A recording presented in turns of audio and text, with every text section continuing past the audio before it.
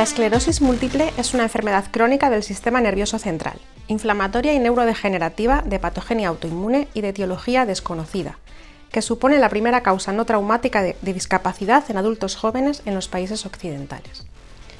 Su distribución a nivel mundial es irregular, con zonas de elevada, intermedia o baja prevalencia. Se calcula que unos 2,8 billones de personas la padecen en el mundo, 55.000 de ellas en nuestro país, que es considerado de prevalencia media-alta. La prevalencia ha aumentado de forma global debido en parte a la mejora en la atención sanitaria de los pacientes, al diagnóstico y a tratamientos más precoces, a la disminución de la mortalidad y a un incremento real de la incidencia de la enfermedad. Aunque la etiología es desconocida, se acepta que deben confluir factores de susceptibilidad genética con otros factores ambientales. La esclerosis múltiple no es estrictamente una enfermedad hereditaria, sino que se trataría de una herencia poligénica compleja en la que se adquiere la susceptibilidad a padecerla. Existen múltiples evidencias de este componente genético, como la presencia frecuente de agregación familiar, el grado de concordancia en gemelos univitelinos de en torno al 30% y en otros familiares de primer y segundo grado. También en las diferentes peculiaridades en grupos poblacionales o raciales concretos con baja prevalencia de esclerosis múltiple, a pesar de vivir en zonas teóricamente de riesgo elevado, como la población inuit o los aborígenes australianos. Sobre este componente de susceptibilidad genética actuarían uno o varios factores ambientales que favorecerían el desarrollo de la enfermedad.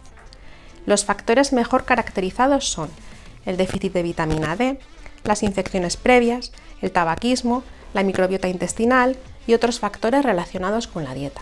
A continuación, desarrollamos los más importantes. Uno de ellos es el déficit de vitamina D y la menor exposición a la luz solar.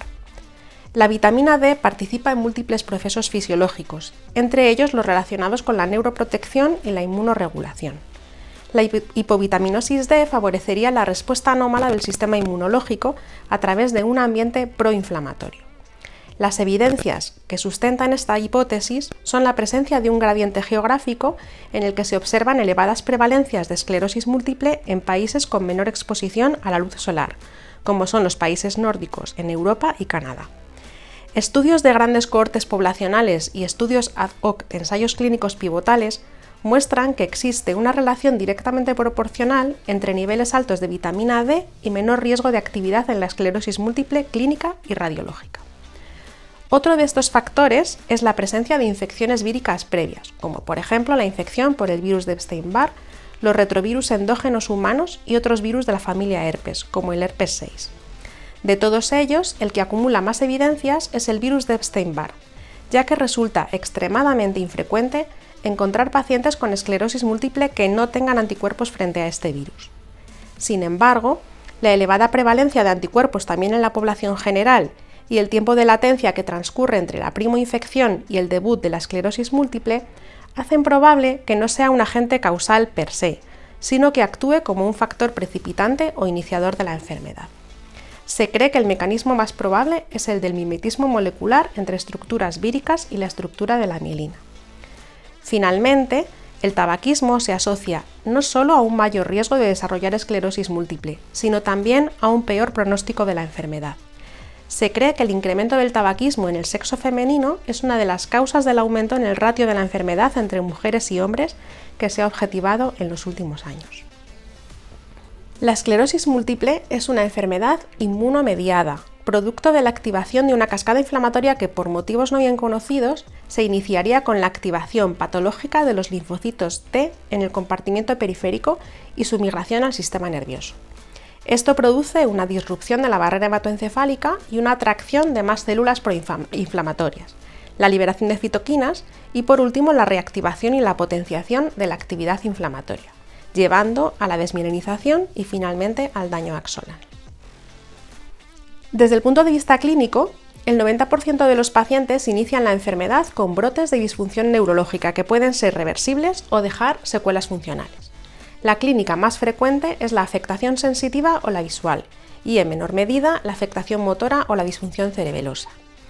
Entre estos brotes existirían periodos más o menos prolongados de estabilidad clínica. En esta forma de enfermedad, conocida como recurrente, el debut es más frecuente entre los 25 y los 45 años, aunque también existen formas infantiles y otras conocidas como de inicio tardío, por encima de los 50 años y que suponen en torno al 5 o 10% de los pacientes con esclerosis múltiple. En el 10% restante, la enfermedad evoluciona lentamente hacia el empeoramiento clínico de forma progresiva. Las formas progresivas en general se inician en edades más tardías, asociando más comorbilidades y mayor riesgo de retraso en el diagnóstico. En los estudios de historia natural de la enfermedad, basados en el seguimiento de grandes cohortes de pacientes, el 50% de aquellos con formas en brotes pasarían a los 10-15 años del diagnóstico a una forma de enfermedad conocida como secundariamente progresiva, en la que los pacientes experimentan un empeoramiento paulatino de forma independiente a los brotes.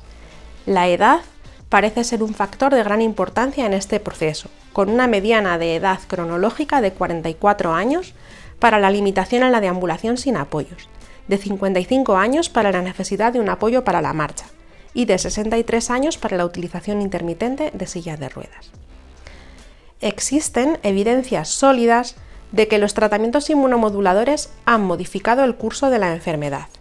Desde que se dispone de tratamientos, en especial fármacos de alta eficacia y con la tendencia a utilizarlos cada vez de forma más precoz, el pronóstico de la esclerosis múltiple ha cambiado. De manera que la probabilidad de alcanzar una discapacidad moderada o grave es significativamente menor en los pacientes con diagnóstico más reciente en comparación con pacientes diagnosticados antes del año 2000. En los próximos capítulos iremos profundizando en todos estos temas.